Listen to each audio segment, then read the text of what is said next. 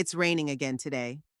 For the third day in a row, the sky over Upland is overcast with gray clouds, and small drops drum on the roof of my house. I'm 67, and the weather is affecting my mood more and more. It's not just the weather, though. I'm sitting in my office going through the papers of former clients. Although I officially retired 3 years ago, some still come to me for tax advice. 35 years as a tax advisor taught me one simple truth. People are most afraid of losing their money, and that's true not just when it comes to taxes. My name is Willow Harlo. After my husband died 12 years ago, I live alone in a two-story house on the outskirts of town. Despite realtors' offers to sell the too big for a single woman house, I refuse. This house is my space, my fortress. Plus, I like to keep all 5 rooms in order. It takes time, and time is the one thing I have in abundance. Unlike my son's attention, Leighton, my only child now 38 years old, tall, with dark hair like his father's and my gray eyes. An outwardly attractive man who knows how to make an impression when you first meet him. But that impression is deceptive, as I've learned over the years. I put the kettle on and stare out the window at the empty driveway. Leighton hasn't been to see me in 3 months. Although calling asking for money is welcome, we know how to do that. The last time he called was 2 weeks ago. He had an urgent need to pay a down payment on a new car. I wired the money without question. As usual, why? Because it's the only way I can keep in touch with my son. Money became our means of communication after he graduated from college and moved into his apartment across town. I still remember the day Leighton first asked me for a large sum of money. He was 23, had just gotten a job as a real estate appraiser, and wanted to impress his coworkers.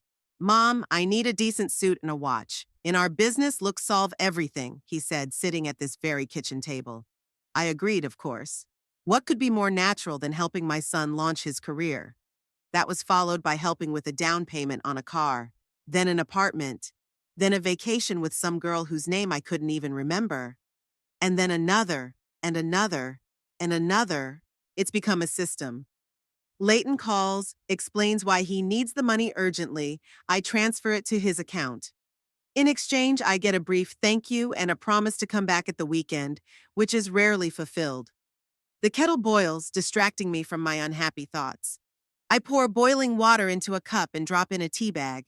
My late husband Irwin always laughed at my tea bag habit. "Real tea is made in a teapot, Willow," he used to say. I smile at that memory. What would Irwin say if he saw the way his son treats me now? Irwin died of a heart attack when Leighton was 26. Up until then, our son had been on his best behavior, calling regularly, coming over for Sunday dinners. After the funeral, something changed. It was like the deterrent was gone. Leighton became distant, his visits less and less frequent, but the requests for financial assistance became more frequent. I opened my laptop to check my email. There's nothing of interest in my inbox: store mailings, a utility bill notice, an invitation to a college reunion I'm going to ignore. I'm about to close the browser when I notice a notification from Facebook. Laura Ackles added a new photo. Laura is Leighton's current girlfriend. I've seen her twice in glimpses. A petite woman with blonde hair and a pointy chin. Works as a pharmacist at a drugstore. They've been dating for a year and a half, but my son has never officially brought her home. "Things just don't work out, Mom," is his standard response to my questions. Out of curiosity, I open the notice. The photo shows Laura with a radiant smile, showing her left hand with a ring on her ring finger. The caption under the photo reads, "Happiest day ever. He proposed. Wedding in 2 months." I feel the cup shake in my hand. I set it on the table before I spill my tea. Leighton proposed. The wedding is in 2 months. And I find out about it from a random social media post. The comments under the photo are full of congratulations. Among them, I see Leighton's reply, "Thank you all." We are very happy. Planning a small but beautiful ceremony. Only the closest people, just the closest people. And Mother is obviously not one of them. I close my laptop, and for a few minutes I just sit staring out the window. The rain is getting heavier. I'm not in pain, no, it's more like empty, like a cavity has formed inside with nothing to fill it. The solution comes quickly. I pick up the phone and dial my son's number. He answers after the 5th ring. "Hi, Mom." I hear the wariness in his voice. He always answers like that. expecting me to discover another one of his lies. Hello, Leighton. My voice sounds as calm as ever. I just saw Laura's Facebook post. Congratulations on your engagement. A pause. I can almost see him frantically thinking of what to say. Thank you, he finally replies. I was going to call you tonight and tell you. A lie. Another lie. When's the wedding? I ask. 2 months from now. June 15th. That's pretty soon. Have you already started the preparations? There's another pause. I hear a noise in the background. I think he's at work. Yeah, we're looking for a place for the ceremony and a restaurant for the banquet. Everything's so expensive, it's a nightmare. Here it is, bringing the conversation to money. It always does. I can imagine, I said. Weddings aren't cheap these days. Yeah, Mom, you have no idea. Leighton's getting excited. We went to 3 restaurants yesterday, and it was at least $300 a person. And then there are the flowers, the dress, the photographer.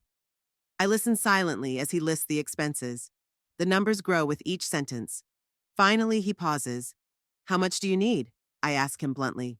What? His voice sounds like I've done something to offend him. Mom, I didn't ask. Leighton, let's not do this. How much do you need for the wedding? He stops talking again, then sighs. We're about $20,000 short of what we want. $20,000. It's a lot of money, but it's not critical to me. I got the life insurance after Erwin died. Plus, I've invested my savings wisely over the years. I can afford to help my son with his wedding. Okay, I say. I'll wire the money to your account. You will? There's genuine surprise in his voice. Apparently, the amount seemed too much even for me. Thanks, Mom. You don't know how important this is for us. I do, I said. By the way, when will you send me an invitation? I need to know in advance to prepare. Silence again. Longer than before. About that, Mom. His voice is getting quieter. Laura and I have decided to have a very small ceremony, just our closest friends and, her parents. I'm clutching the phone tighter. And me? You see, Laura is very nervous about the wedding, and we want to avoid any unnecessary stress, he says quickly, clearly having prepared this answer in advance. Her parents are very conservative, and she's worried that you, with your progressive views, might embarrass them. My progressive views? What is he talking about? Leighton, I don't understand. What are my progressive views? Well, you've always been so independent with a career, your own business. Her mom never worked, she was a homemaker. They might misunderstand you. I close my eyes, it's clear now, it's not about my views. It's just that I don't fit the picture of the perfect family he wants to present to the bride's parents. And you're offering me $20,000 for a wedding I'm not even invited to? Mom, please don't start. He sounded annoyed. I explained the situation. It's not my decision, it's Laura's. How convenient to blame everything on the bride. Typical Leighton. Okay, I understand, I say, even though I don't really understand. I'll wire the money today. Thanks, Mom. The relief in his voice is almost palpable. I'll stop by the other day and we'll talk. I promise. Another promise he won't keep. Of course, I said. Goodbye, Leighton. I hang up the phone and stare out the window for a long time. The rain has finally stopped, but the sky is still cloudy. A strange calmness comes over me. I now know where I stand in my son's life. Just an ATM machine. Not a mother, not a family, not a loved one. A source of funding. I open the banking app on my phone and transfer $20,000 into Leighton's account. Then I call my old friend Rowena. Hi, Will, she answers in her husky voice. How's it going? Leighton's getting married, I say without preamble. Oh, Rowena pauses. And how are you? He asked for $20,000 for the wedding and said I wouldn't be invited. What? The indignation in her voice is so sincere that I smile involuntarily. Is he crazy? And you said yes? I transferred the money. Willow! Rowena is almost screaming. Why? Why do you continue to indulge this? This? Because he's my son, I answer calmly. The only one I have. Rowena sighs heavily. You're too kind to him. You always have been. And he takes advantage of it. She's right, of course, but to admit it out loud is to admit that I've been living in an illusion for the last 15 years. that all my efforts to stay in touch with my son have been in vain. Are you free tomorrow night? I ask, changing the subject. We can have dinner at the Olive Grove. Of course, Rowena immediately agrees. At 7? 7, I confirm and hang up. I open Facebook again and find Laura's page. Her profile isn't locked, so I can see all the pictures. I look through the latest posts. Lots of selfies, pictures of eating at restaurants, some meetings with girlfriends, and a few pictures with Leighton. They're on a picnic, at a movie, on the beach. In all the photos, they are smiling, looking happy. I wonder if Laura knows that her future husband is financially dependent on his mother, that his job as a real estate appraiser doesn't bring in enough money for the lifestyle he's used to, that his new car, suits, watches, vacations are all paid for by his old mother, that he's ashamed to show his fiancée? Not likely. More likely, Leighton envisioned himself as a successful, independent man. That's the image he's always tried to maintain in front of others. I close the browser and go into the kitchen to make dinner. For one person, as usual. I chop vegetables for the salad, put a pot of water on the stove for the pasta. Mechanical actions help distract me from unpleasant thoughts. The phone rings. I wipe my hands with a towel and pick it up, expecting to hear Leighton's voice thanking me for the translation. But it's not him. Mrs. Harlo? A woman's voice, unfamiliar. It's Laura Eccles, Leighton's fiancée. What a surprise. Hello, Laura, I answer, trying to sound neutral. I'm calling to thank you for your generous gift, she says. Leighton just told me that you're paying for most of our wedding, so my son decided to present my money as a gift. Interesting. You're welcome, Laura, I say. I'm happy to help. Leighton says you can't make it to the ceremony? I hear a question in her voice. I hesitate to answer. What exactly did her son tell her? I realized I wasn't going to get an invitation, I answer cautiously. Oh, Laura sounds confused. Leighton said you're very busy with your work and counseling clients, so you won't be able to attend. That's how it is. I'm a workaholic who has no time to attend his own son's wedding, another one of Leighton's lies. Laura, I've been retired for 3 years, I say. I have plenty of free time. You do? She's clearly embarrassed. But Leighton said, what exactly did Leighton say? I can't help my curiosity. That you've always been more focused on your career than your family, she stammers. I'm sorry, that sounded rude. I didn't mean to. That's okay, I interrupt. That's an interesting interpretation. An awkward silence hangs on the line. Then Laura clears her throat. Anyway, thank you so much for your help with the payment. It really means a lot to us. You're welcome, I say again. I hope you have a beautiful wedding. Thank you, she hesitates again. Well, goodbye, Mrs. Harlo. Goodbye, Laura. I hang up the phone and go back to cooking dinner. The water for the pasta is already boiling. I pour the pasta into the pot and stir it with a fork. The picture is clearer now. Leighton's not only lying to me, he's lying to his fiancée.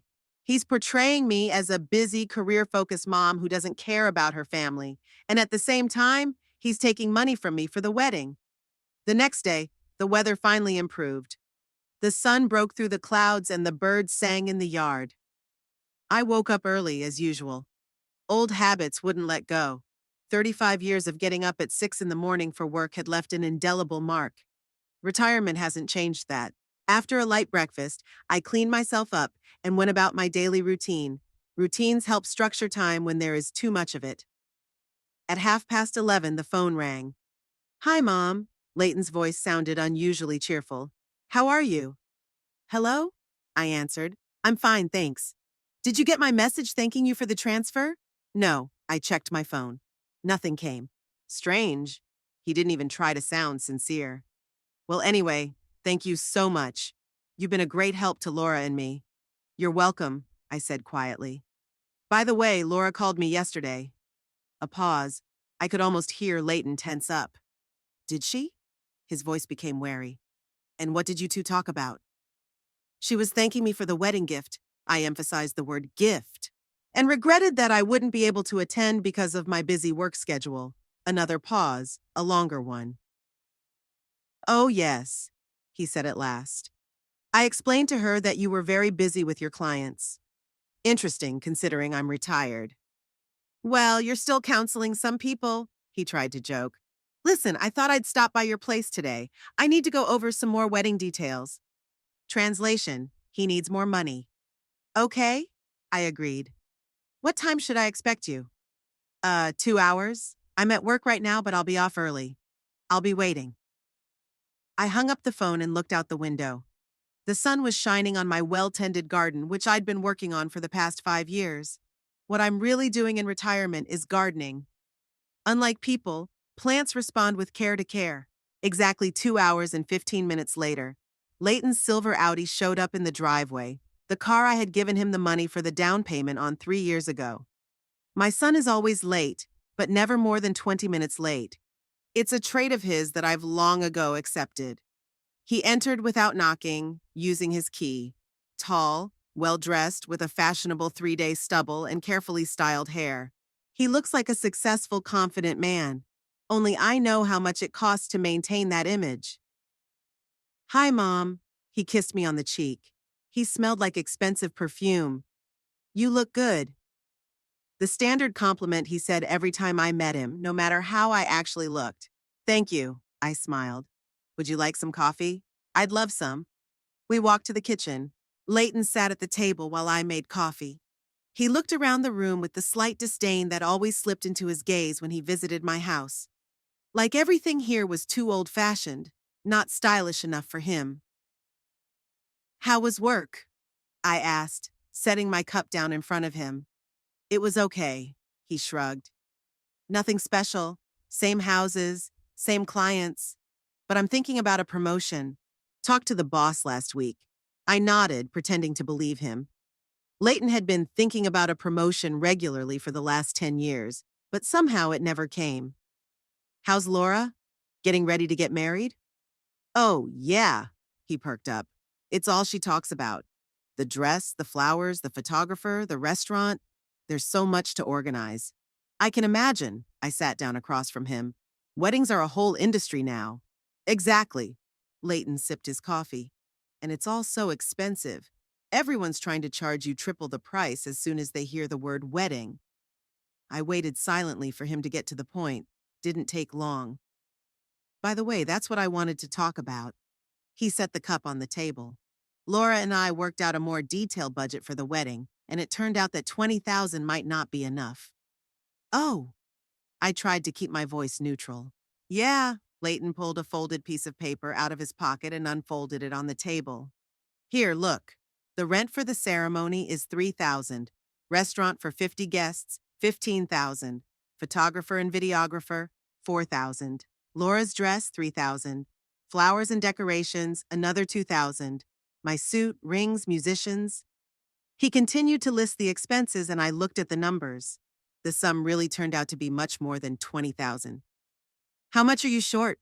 I asked him when he was finished. 15,000 more. Leighton looked at me hopefully. Mom, I know it's a lot, but it's a once-in-a-lifetime thing, right? Laura and I want everything to be perfect. 15,000, plus the $20,000 I already transferred. $35,000 for a wedding I wasn't even invited to. Leighton, I looked him in the eye. Why am I not invited to your wedding? He looked away. Mom, we already talked about this. Laura is very nervous about her parents. They're conservative, religious people. You're different. What do you mean different? I kept looking at him. Well, He hesitated. You've always been so independent with your own opinions. Her parents believe that a woman should be a mother and a wife first and foremost, not a businesswoman. Is that why I can't attend my own son's wedding? It's not just that, Leighton sighed. Laura says she doesn't want to mix our families, that it would only create unnecessary tension. Besides, you don't really like these events, do you? The crowds, the noise, the commotion. I kept silent as I watched him try to justify himself. My son was never a convincing liar, at least not to me. And you agree with Laura? I finally asked. Yeah. He looked away again. Mom, you have to understand I'm between two fires. I want everyone to be happy. Everyone except your mother, I said, not as a rebuke, but as a statement of fact. Mom, don't start, please, Leighton grumbled. I know it's not an ideal situation, but what can I do? I love Laura. I want to marry her, and she's really nervous about this wedding. I sighed. Years had taught me that arguing with Leighton was useless. He'd always find an excuse, always twist the situation so that he came out of it, a victim of circumstance instead of a person making a conscious choice. Okay. I stood up and walked over to the kitchen cabinet. I'll wire you another 15,000. You will? His face lit up. Thanks, Mom. You're the best. I pulled out the checkbook I hardly ever used in the age of online banking, but kept for special occasions. I wrote a check for $15,000 and handed it to Leighton. Here, I said. I hope it helps make your wedding perfect. You have no idea. He took the check and folded it neatly, tucking it into his pocket. Laura and I would be so grateful. I'm sure you will, I smiled. By the way, where will the ceremony be held? Minus St. Thomas Chapel, Leighton answered. June 15th, 4 o'clock in the afternoon.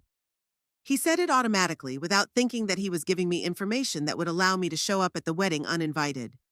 Typical of a man who thinks only of himself. Sounds beautiful, I said. As I recall, it's that little chapel on the hill? Yes, that's right. He nodded. It's a very picturesque place, and everything inside is very atmospheric.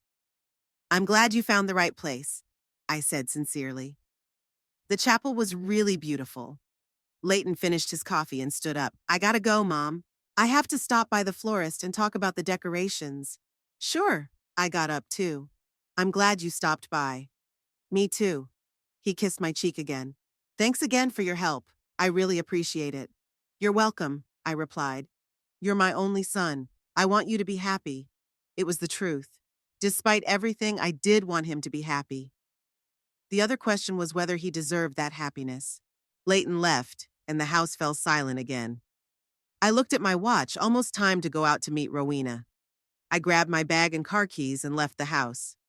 The Olive Grove restaurant was in the center of Upland, a 20-minute drive from my house.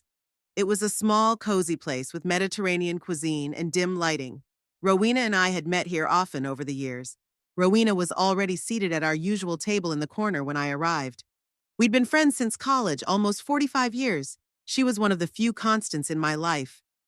Hi, she came up to give me a hug. I already ordered us some wine. Great. I sat down across from her. How was your day? The usual, Rowena shrugged. Paperwork, phone calls, boss in a bad mood, nothing new.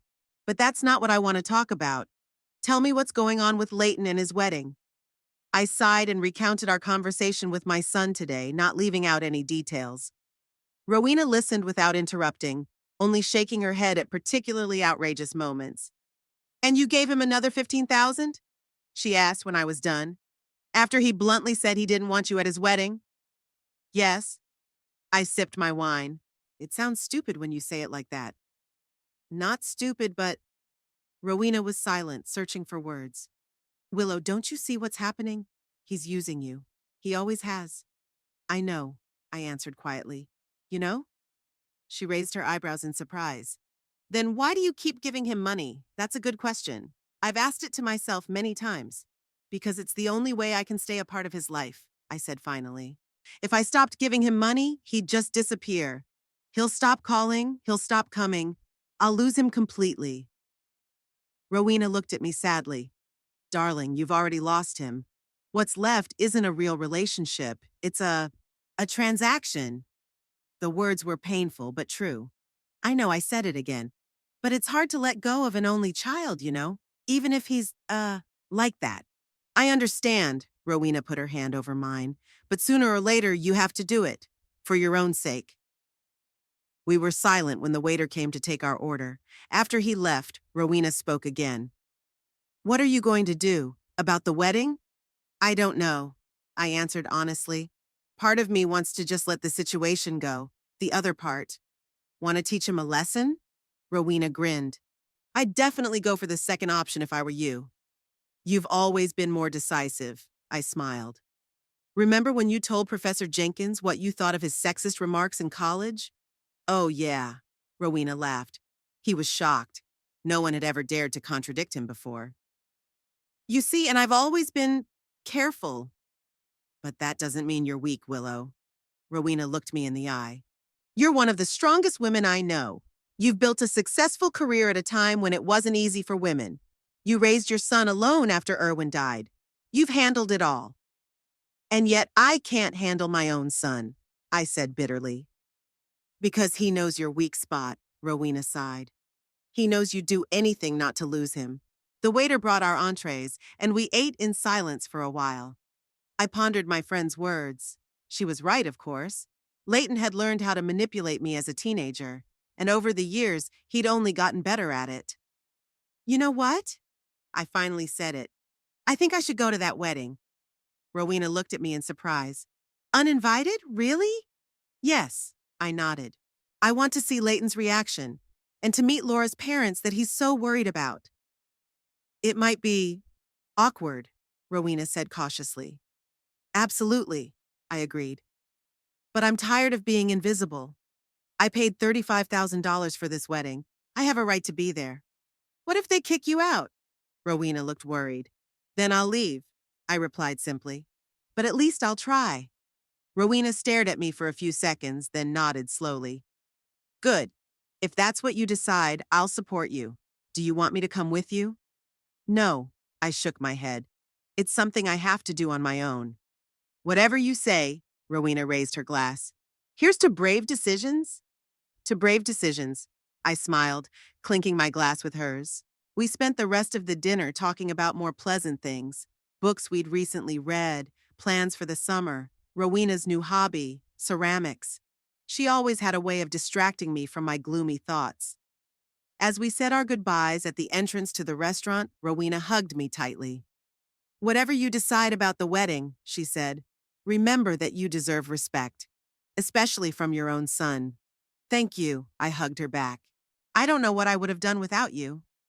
Luckily, you won't have to find out, she winked at me. I'll see you next week?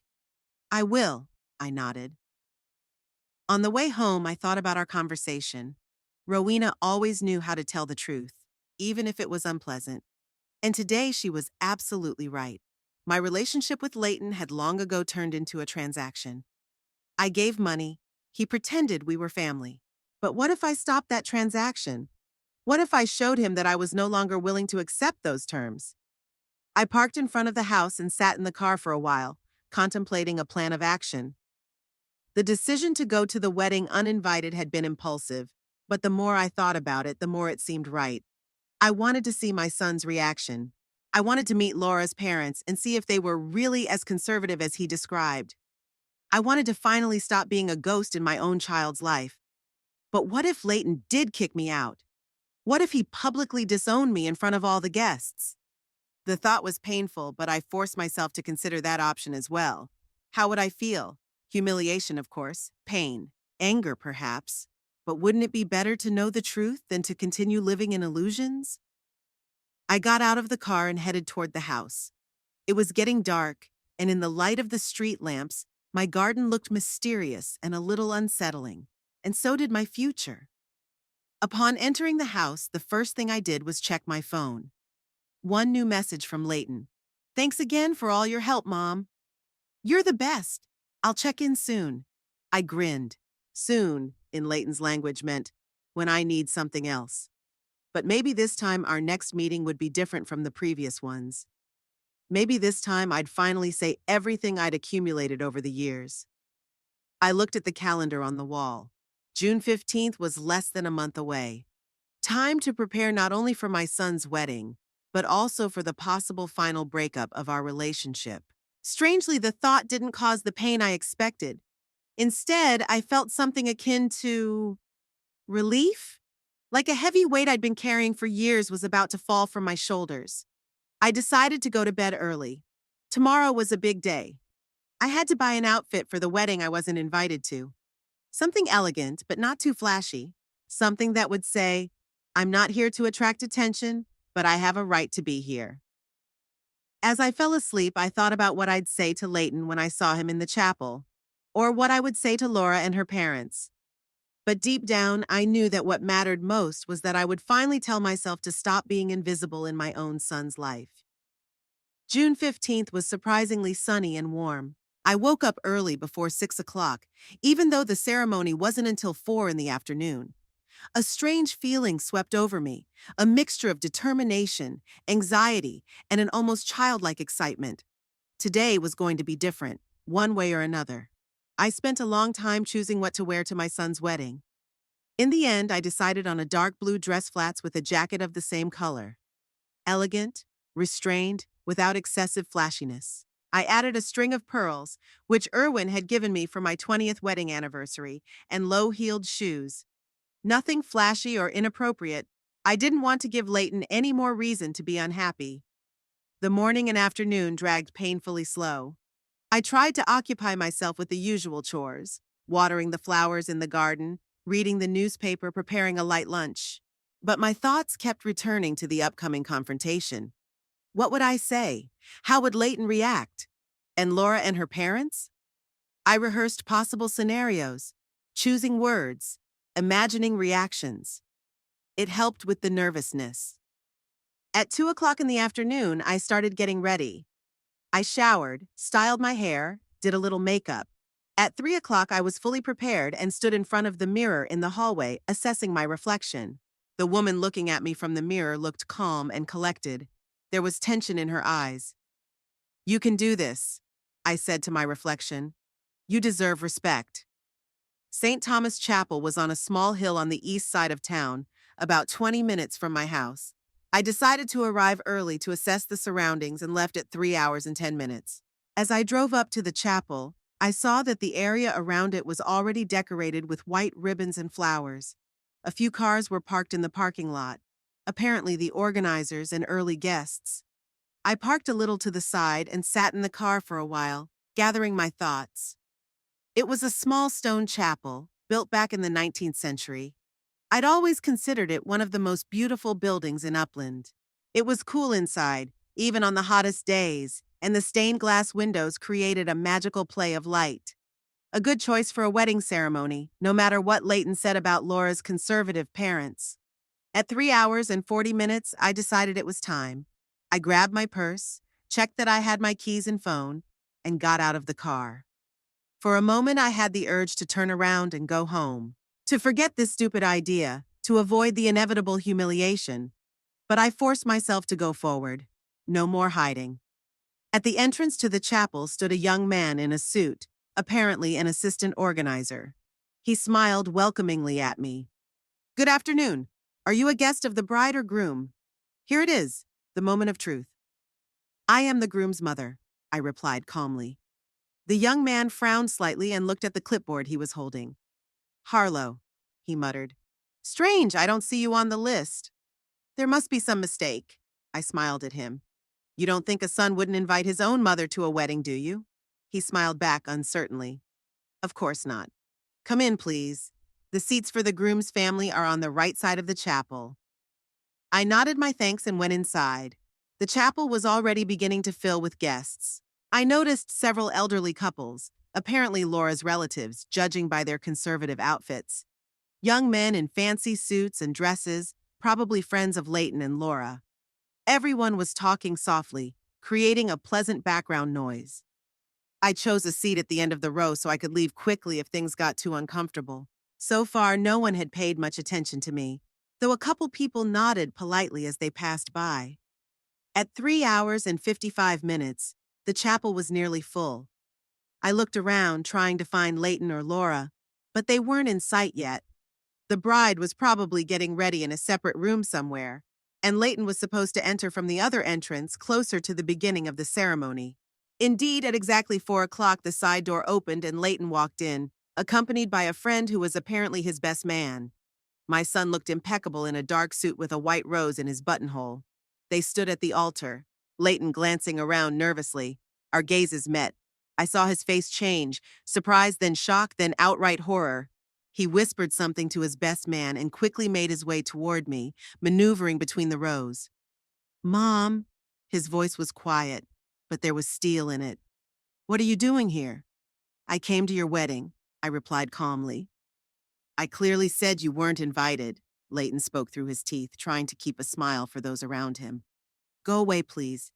I paid $35,000 for this wedding. I replied just as quietly. I think that gives me the right to attend. It was a gift. His face contorted with anger.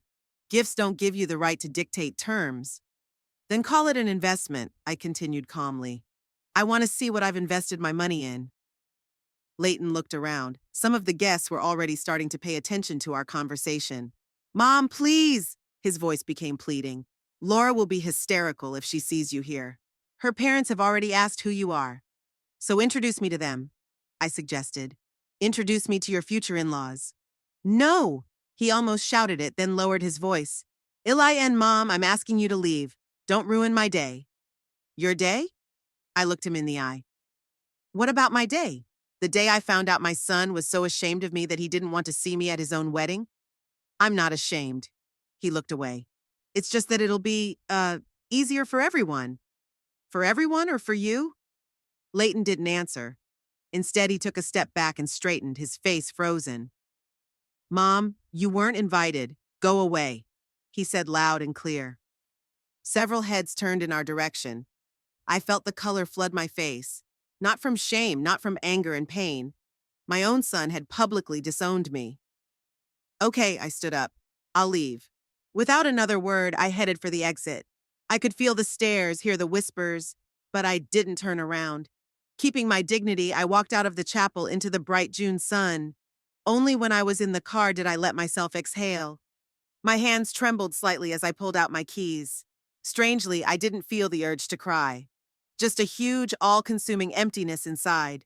And determination. I started the car and pulled out of the parking lot. I needed to find a quiet place to make some calls. About 1 kilometer from the chapel, I spotted a small park and stopped there. Sitting on a bench under a spreading oak tree, I pulled out my phone and opened the banking app. First, I checked the status of the payments I'd made for Leighton's wedding. Most of them had been made through his account, but some had gone directly to service providers, the caterer, the florists, the photographer.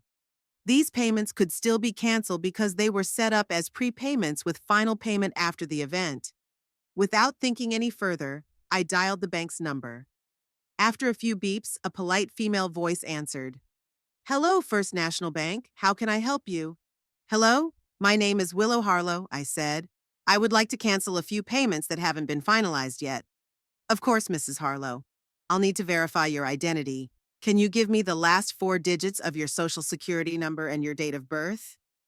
I provided the necessary information and the operator confirmed my identity. What specific payments would you like to cancel?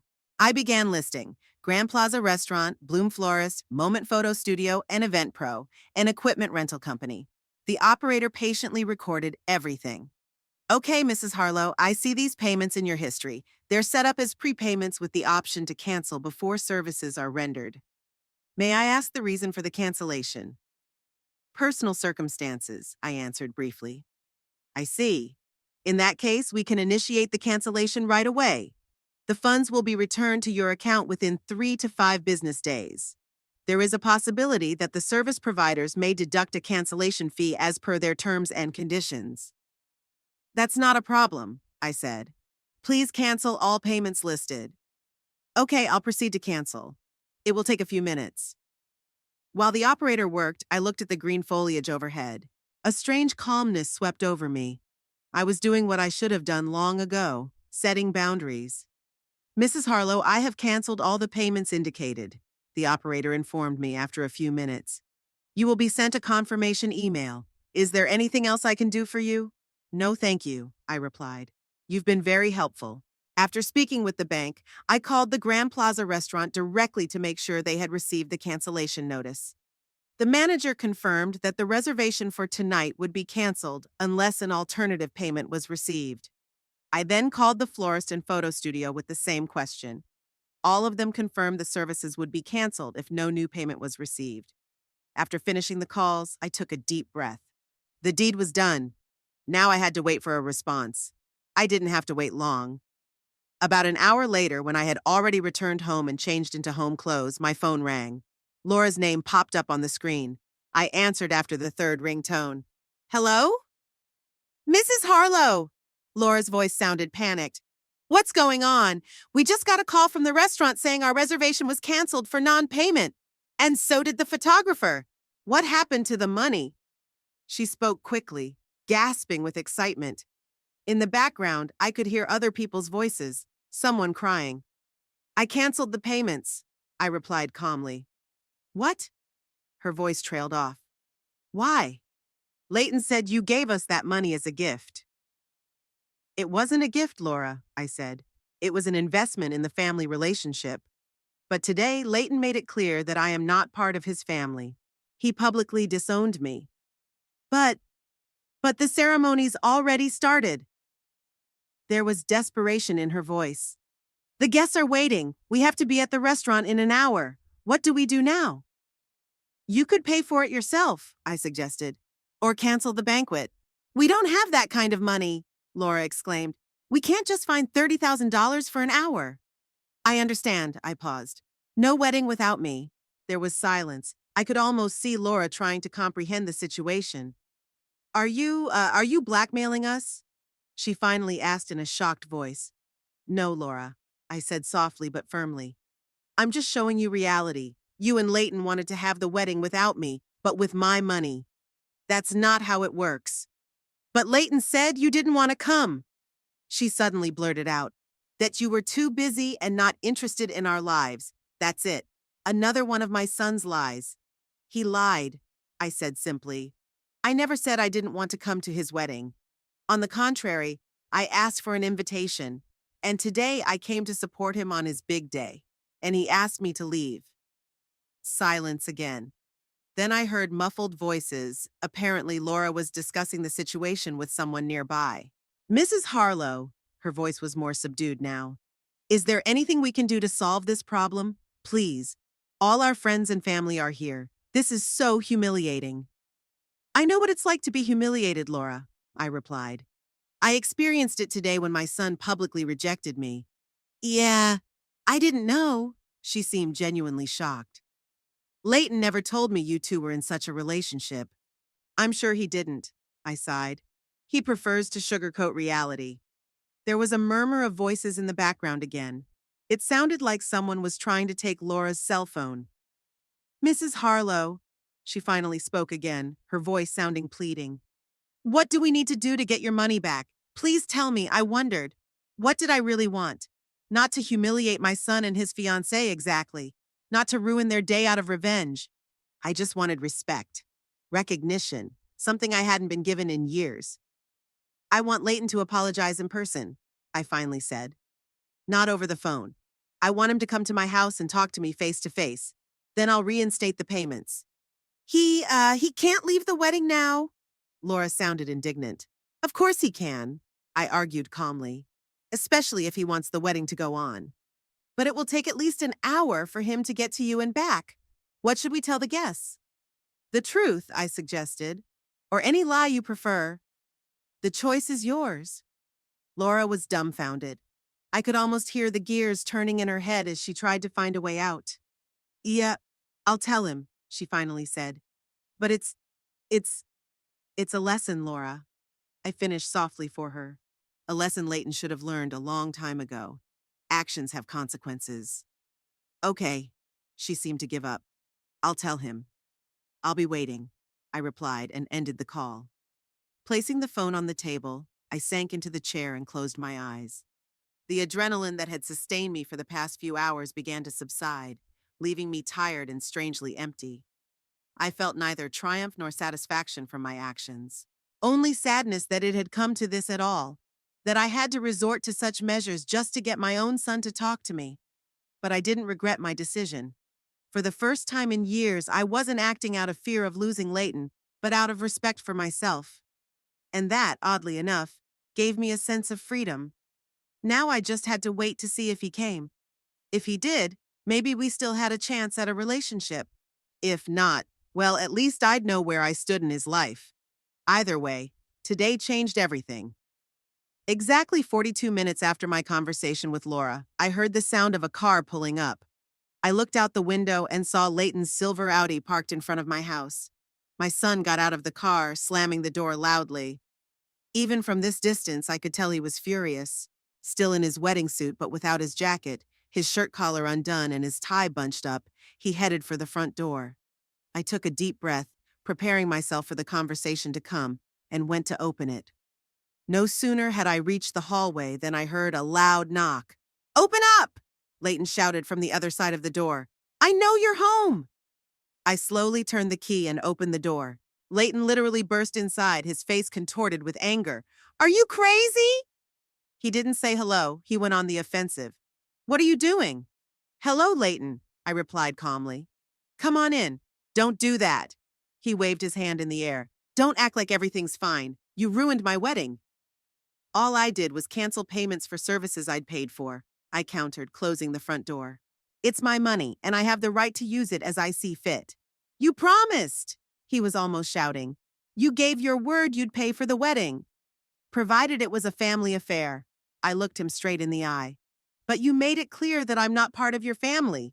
"I just asked you to leave the ceremony." Leighton ran his hand through his hair in frustration. "That doesn't mean I'm abandoning you as a mother." "You kicked me out publicly," I reminded him. "You said in front of all the guests that I wasn't invited. What was that if not rejection?" Leighton opened his mouth to object, but then closed it. He knew I was right. "Okay," he finally said, trying to pull himself together. "I overreacted. I'm sorry. But right now, 50 people are waiting in the chapel, not knowing what to do next. Laura's in tears. Her parents are in shock. Can we resolve this?" "We're already solving it," I replied. "You're here. We're talking. That's progress." "Mom, please!" He clenched his fists. "I apologized." "What more do you want?" "The truth," I said simply. "I want you to be honest with me for once. And with yourself." Leighton gave me a piercing look, then his shoulders slumped. "Okay," he sighed. "Let's talk. But can I call Laura first? Tell her I'll be late." "Sure," I nodded. He pulled out his cell phone and stepped back to the window. I heard bits and pieces of the conversation. "Yeah, I'm at her place." "No, haven't decided yet. I'll try to hurry up. Tell them something. Make up a reason." After the call, he turned to me. "Can we sit down?" he asked in a calmer tone. We walked into the living room and sat in the chairs across from each other. Leighton looked tired and lost, not as confident as usual. "So," he began, "you want the truth. What kind of truth?" "Why didn't you want me at your wedding?" I asked directly. "The real reason." Leighton looked away, scrutinizing his hands. "Because," he hesitated, "because Laura doesn't know that I've been financially supporting you all these years?" I finished for him. "Yes," he exhaled. "She thinks I'm completely on my own. That I've earned the car, the apartment, the vacations, everything. And you were afraid I'd say something?" "Not that I was afraid." He wrinkled his nose. "It would have been embarrassing." "Awkward," I repeated. "Isn't lying to your fiancé embarrassing?" "I didn't lie." He threw his head up. "I just didn't tell everything." "That's lying, Leighton," I corrected him gently. "Silence is also a form of lying, especially in matters this important." He didn't answer, lowering his gaze again. "What did you tell Laura about me?"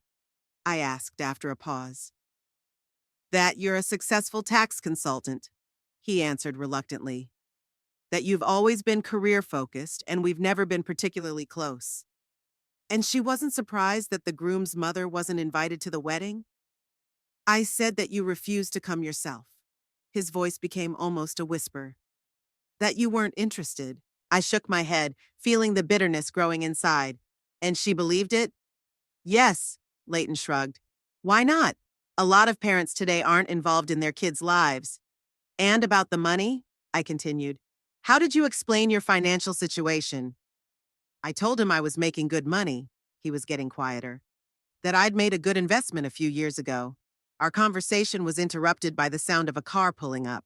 I looked out the window and saw a cab from which Laura got out, still in her wedding dress, though without her veil. "Laura's here," I informed Leighton. He jumped up, clearly nervous, and hurried to open the door. "Laura, honey," I heard his voice from the hallway. "I was just about to—" "Not now, Leighton." Laura's voice was determined. "We need to have a serious talk." They walked into the living room. Laura nodded at me. "Mrs. Harlo?" "Hello, Laura," I nodded back. "Have a seat, please." She sat down on the couch, straightening the folds of her lush dress. Leighton settled down next to her uncertainly. So, Laura began, looking at both of us intently, will someone please explain to me what's going on here? It's just a misunderstanding, Leighton said quickly. We've already solved it. We can go back to the chapel. A misunderstanding? Laura turned to him, her eyes narrowed. 50 guests have been waiting for over an hour. All payments have been canceled. My mother is on the verge of a nervous breakdown, and you call that a misunderstanding? Yeah, Leighton stammered. Mrs. Harlow, Laura turned to me. Why did you cancel the payments? Because Leighton publicly kicked me out of the chapel, saying I wasn't invited to a wedding I'd paid for in full. I answered bluntly. Laura blinked in surprise, then turned to Leighton. You didn't invite your mother to our wedding? I explained to you. He started to justify himself. Mom was always so busy, she didn't want to. That's not true, I interrupted. I never said I didn't want to come. On the contrary, I asked for an invitation. Laura looked at Leighton shocked. You lied to me? Leighton lowered his head, clearly not knowing what to say. And one more thing, I continued, seeing that my son was silent. Leighton didn't seem to have told you that I've been supporting him financially all these years. His car, his apartment, his lifestyle all paid for by me. Laura turned pale. Her eyes widened. What? She said in a barely audible voice. Mom's exaggerating, Leighton quickly interjected. She's helped me out sometimes, but I'm making $35,000 for the wedding, I interrupted. New car 3 years ago. Down payment on an apartment. Monthly help with the bills. Those are just a few examples. Laura turned slowly toward Leighton, her face a mixture of shock and disgust. You've been lying to me this whole time? Her voice trembled. About your financial situation? About your mother? What else have you lied about, Leighton? I haven't lied. He defended himself. I just didn't tell the whole truth. It's not the same thing. No, Leighton, it's the same thing. Laura shook her head. You've given me the wrong idea about myself, about our future. What does it matter where the money comes from? He was indignant. The main thing is that we have it. The difference is enormous, Laura exclaimed.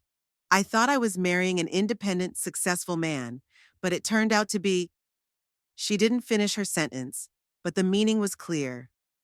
And it turned out that I wasn't good enough for you? Leighton asked bitterly. Now that you know I'm not as rich as you thought? It's not about money. Laura shook her head. It's about honesty. It's about trust. You've been lying to me since the beginning of our relationship. Leighton was silent, unable to find anything to say. And how could you do that to your mother? Laura continued, her voice shaking with indignation. She's paying for your life, your wedding, and you didn't even invite her. You don't understand, Leighton muttered. We have a complicated relationship. Yes, it is, Laura nodded. So complicated that you take money from her, but you're so ashamed of her that you don't want her at your wedding. She stood up, straightening her dress. I can't marry you, Leighton, she said firmly. Not after all this. What? He jumped to his feet. Laura, you can't. I can. She took a step back. And I've decided. There will be no wedding.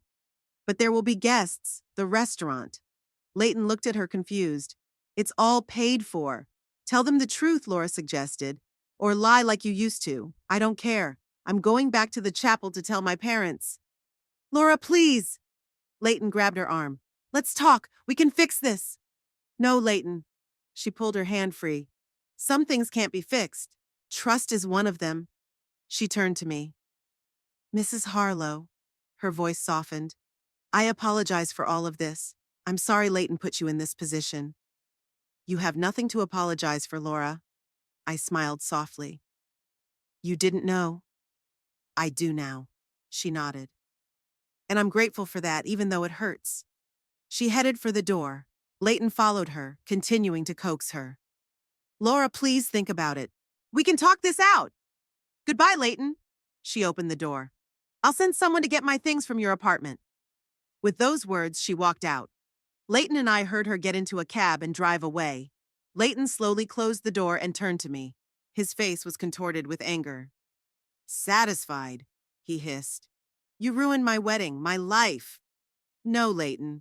I shook my head. I didn't ruin your wedding. The truth did. The truth you were hiding. You set this whole thing up on purpose, he raised his voice. Canceled the payments, made me bring Laura here, told her everything. I didn't make you lie to her all those months, I said calmly. It was your choice. What do you care what I told her? He clenched his fists. It was our relationship, not yours. A relationship built on lies, Leighton, I said. It wouldn't have lasted anyway. None of your business, he was almost shouting. You had no right to interfere. And you had no right to use me as an ATM machine, hiding me from my fiancé, I replied firmly. We were both doing what we thought was right. Leighton looked at me with hatred. You ruined everything, he hissed. Everything. Now I'm going to have to explain to 50 people why the wedding isn't happening. What am I going to tell them? The truth, I suggested. For once in my life. You, he choked with anger. You have no idea what you've done. I loved her. I wanted to marry her. If you really loved her, I said softly, you wouldn't have lied to her in the first place. Leighton sank down on the couch and covered his face with his hands. What am I supposed to do now? His voice sounded muffled. Where do I go? It's your decision, I answered. I can't tell you how to live your life. That's a convenient position, he grinned bitterly. Ruin someone else's life and wash your hands of it.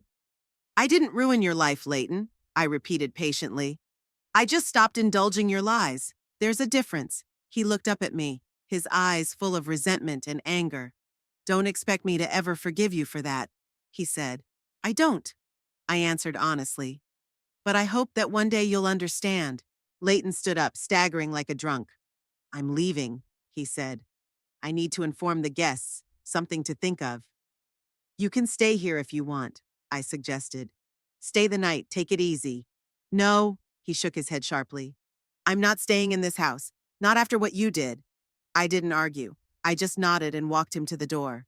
Leighton, I called out to him when he was already standing in the doorway. I'm still your mother. I always will be, no matter what happens. He didn't answer. He just walked out, slamming the door, and a minute later I heard the sound of a car driving away. I went back to the living room and sat down in the chair, feeling a strange emptiness inside. Not the joy of revenge, not the satisfaction of justice being served. Just a quiet, calm realization that this chapter of my life was over, and that maybe it was best for everyone. I picked up my phone and called Rowena. Hi, I said when she answered. Are you busy? For you, never, she answered. What's up? How's the wedding? There won't be a wedding, I sighed. Laura broke off the engagement. What? Rowena exclaimed. Why? What happened? I briefly recounted the day's events. My visit to the chapel, the canceled payments, my conversation with Laura, and the final scene with Leighton. Oh my God. Rowena exhaled when I was done. Are you okay? Strangely, yes, I answered honestly. I feel relieved, like a weight has been lifted from my shoulders. That's understandable, Rowena said. You've finally stopped pretending. You stopped letting him use you. Yes, I nodded, though she couldn't see it. That's right. And now what? Rowena asked after a pause. Do you think Leighton will come back? I don't know, I answered honestly. He's too angry to think rationally right now.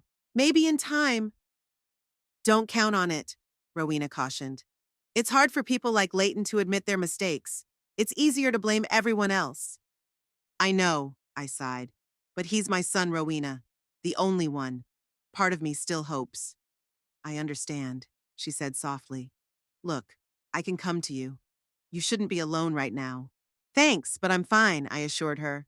I just need a little time to process things. Whatever you say, Rowena didn't insist. But if you change your mind, call me anytime. I will, I smiled. Thank you for being here. We said goodbye and I put the phone down. It was starting to get dark outside the window. The day had been long and emotionally exhausting. I felt tired, but in a strange way I also felt a kind of release. For the first time in years, I was not acting out of fear of losing my son, but out of respect for myself. Though the outcome was painful for everyone involved, I couldn't bring myself to regret my decision. Leighton had to face the truth sooner or later. And Laura deserved to know who she was going to marry. I was just hastening the inevitable. I went up to the second floor to my bedroom and began to change into my house clothes. Looking at my reflection in the mirror, I saw a woman who had finally stopped sacrificing her own dignity for the phantom hope of her son's love. Perhaps this was the end of my relationship with Leighton, or perhaps the beginning of a new one, a more honest, healthier one. Time will tell, but either way, I will no longer live a lie. 3 weeks had passed since the failed wedding. Life was slowly falling into a new direction. I hadn't heard a word from Leighton, not a call, not a text. Admittedly, I hadn't expected a quick reconciliation after what had happened. Wounds that deep don't heal in a matter of days. It was a particularly warm July morning. I was sitting on the veranda with a cup of coffee, watching the sunlight play in the leaves of the garden, when the phone rang. The number was unfamiliar. "Hello?" I answered, preparing to hear another telemarketer. "Mrs. Harlow?" The voice was female, vaguely familiar. It was Laura Eccles. I straightened up in surprise. Leighton's ex-fiancé was the last person I expected to call. "Hello, Laura," I said after a moment's pause. "I wasn't expecting to hear from you." "I understand." I could hear the uncertainty in her voice.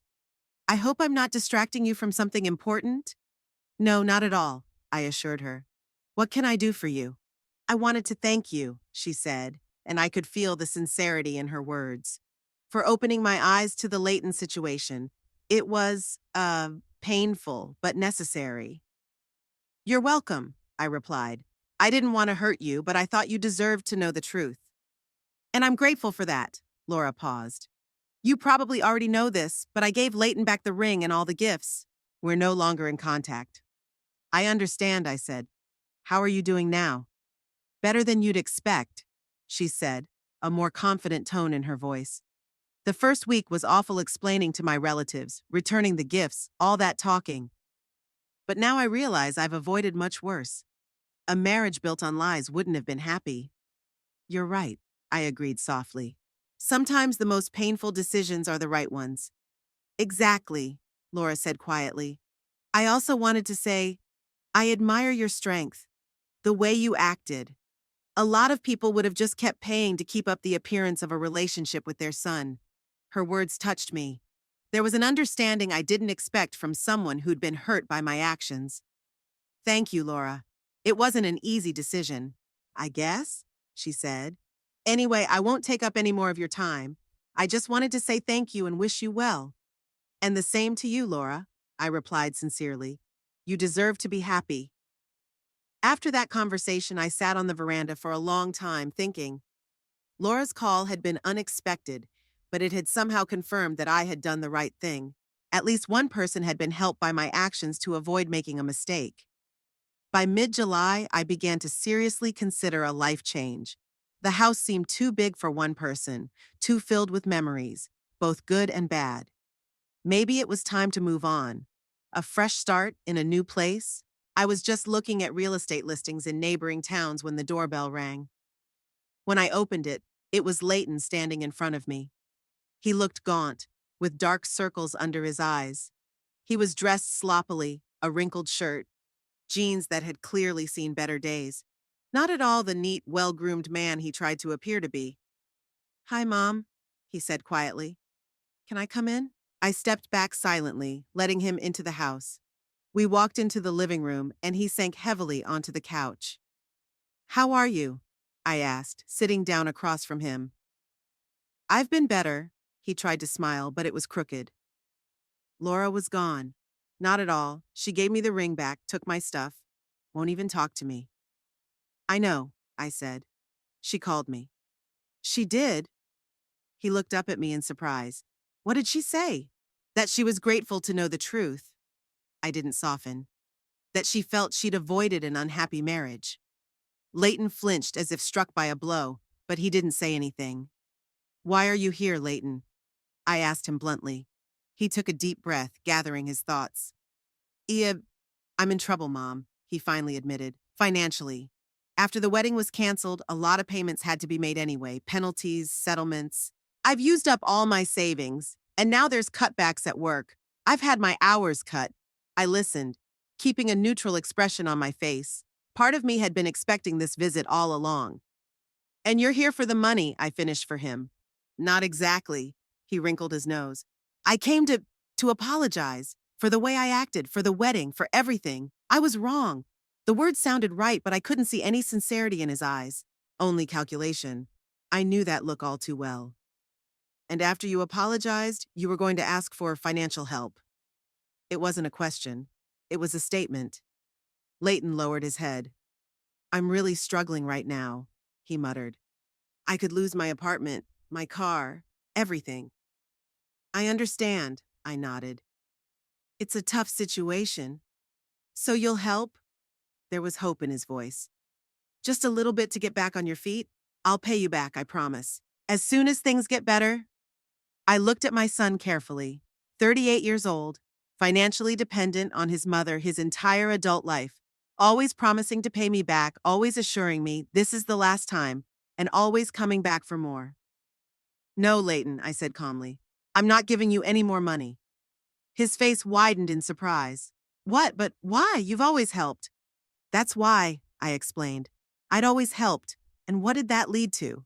The fact that at 38, you still can't stand on your own 2 feet. I didn't do you any favors with all those years of financial support. I've kept you from growing up. But now is different, he objected, raising his voice. I'm in a crisis. I can stay on the street. You have a job, I reminded him. Maybe you'll have to move to a smaller apartment. Maybe sell your car and buy something cheaper. It's called living within your means, Leighton. Millions of people do it every day. You're seriously not going to help me? He looked at me with disbelief. After all these years? It's because of all these years, I corrected him gently. I think it's time for you to learn to live on your own. Leighton jumped to his feet, his face contorted with anger. Fine, he shouted. Now I see what's really important to you. Not me, not your son, but some kind of a lesson. You're willing to watch me lose everything just to teach me a lesson. I'm willing to watch you finally take responsibility for your life, I replied calmly. That's not cruelty, Leighton. It's love. Love? He laughed bitterly. Call it whatever you want. But remember this moment, Mom. Remember that you turned down your only son when he came to you for help. I am helping you, I said, just not in the way you expect. To hell with helping me. He headed for the door. And to hell with you. I can handle myself. You always have. I didn't bother to remind him how inaccurate that last statement was. I just gave him a silent stare. He didn't even slam the door this time, just closed it quietly behind him. I went back into the living room and sat down in the chair. Strangely, I felt no bitterness or regret, only the certainty that I had done the right thing. For the first time in years, I was acting like a real mother, not an ATM. The next day, I called the realtor and firmly decided to sell the house. It was time to move on. The next 2 weeks flew by in a flurry of activity. The realtor was an energetic young man who quickly organized a home appraisal, a photo shoot for the listing, and the first viewings. In the meantime, I started to sort through my belongings, deciding what to take with me into my new life and what to leave behind. It's amazing how much unnecessary stuff accumulates over the years. Old documents, long out-of-fashion clothes, souvenirs from forgotten trips, books that no one will open. I methodically sorted through it all, creating stacks of take, sell, give away, and throw away. The process was surprisingly therapeutic. With each item I let go of, it was as if I was freeing myself from a part of the past. Leighton's stuff was especially difficult. In the far room that had once been his bedroom, there were still boxes of his childhood drawings, his school notebooks, his first toys. I paged through them, remembering the little boy with the bright smile and open heart. Where and when did we take a wrong turn? At what point did I start replacing love with money? Maybe after Erwin died. Maybe even before that. It didn't matter now. I carefully put the baby things in a separate box, in case Leighton ever wanted them, and took them up to the attic. A month after the sale started, the first serious buyer showed up. A middle-aged couple with 2 teenage children. They were looking for a spacious house in a good neighborhood, and mine was a perfect fit. After 2 viewings and brief negotiations, we hit the ground running. Now I had to decide where to move next. I've always loved the coast, and the thought of spending mornings looking at the ocean seemed appealing. After a few virtual tours, I found a cozy little house in a seaside town 300 kilometers from Upland.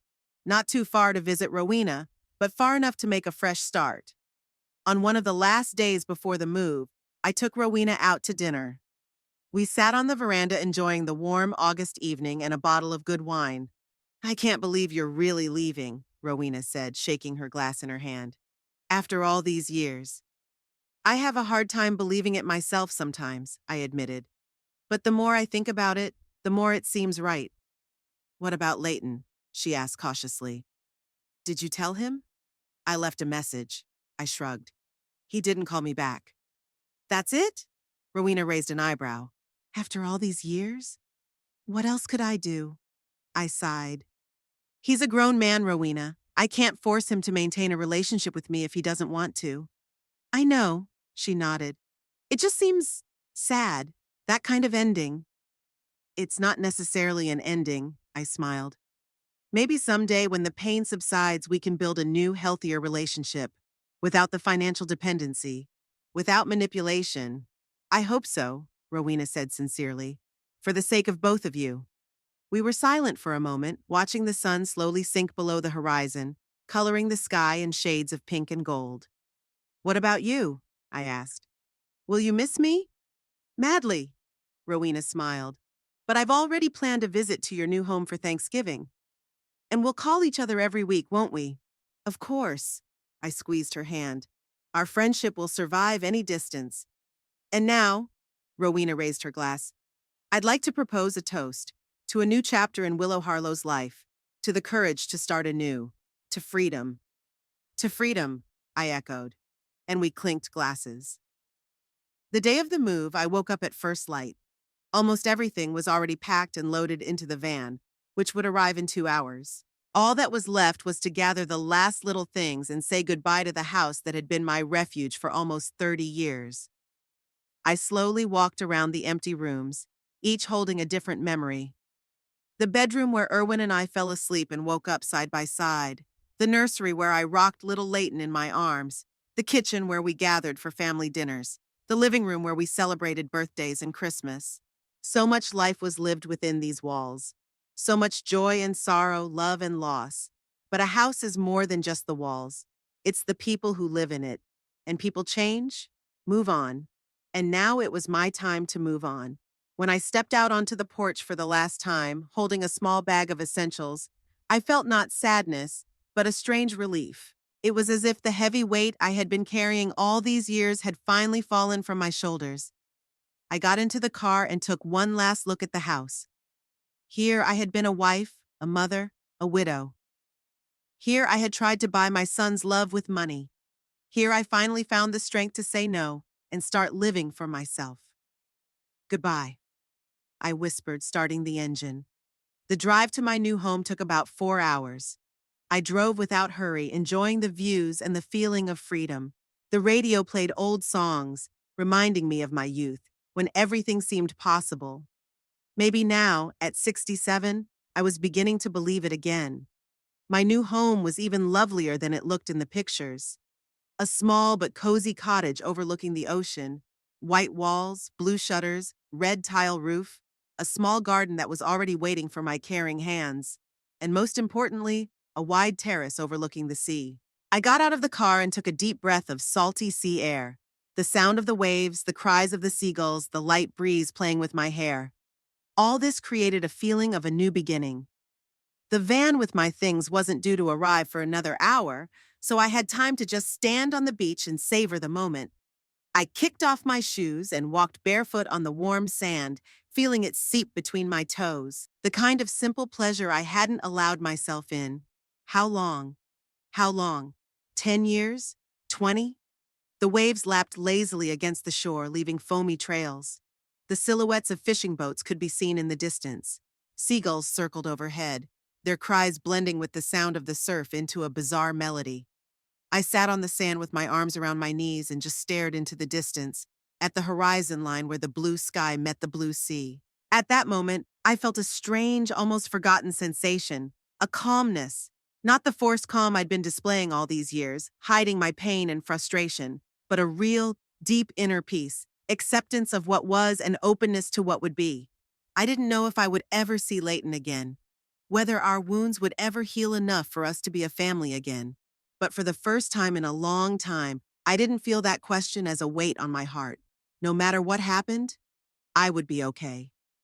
I'd learned to let go. The phone rang, interrupting my musings. The van driver was calling.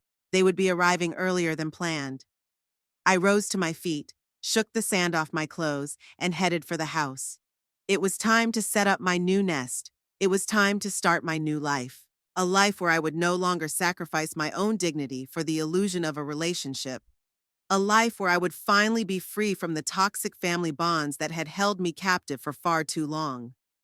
I looked back at the ocean one more time before entering the house. The waves continued to lapping at the shore, as they had done for millions of years before me, and would do for millions of years after. There was a strange wisdom in their perpetual motion. They didn't cling to the shore, they didn't cling to the rocks, they just came and went, in the endless dance that was life itself. Maybe that was the central truth I finally realized in my 67 years. You have to know how to let go, and then freedom comes.